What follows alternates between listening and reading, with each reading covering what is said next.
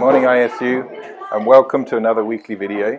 I'm here in the grade 6 science lab with Ms. Pascalina Grant and her team of scientists who are in the process of learning some of the first steps of becoming a scientist.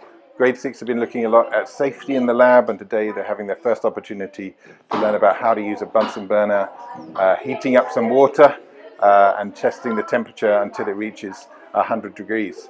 This is just one another example of the ways in which the students are transitioning to school in grade 6. It's really great to have a great number of new grade 6s joining us this year and learning about safety in the lab.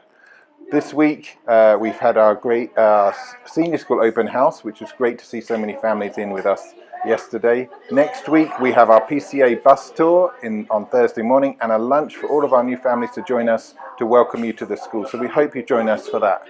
And also on the theme of safety, next week we'll be doing some of our safety drills to make sure that we know how to be safe on campus. So if you hear about that from your children, that's what we'll be doing next week. Thanks so much for joining us again for another weekly video. We look forward to seeing you again on campus in the coming days.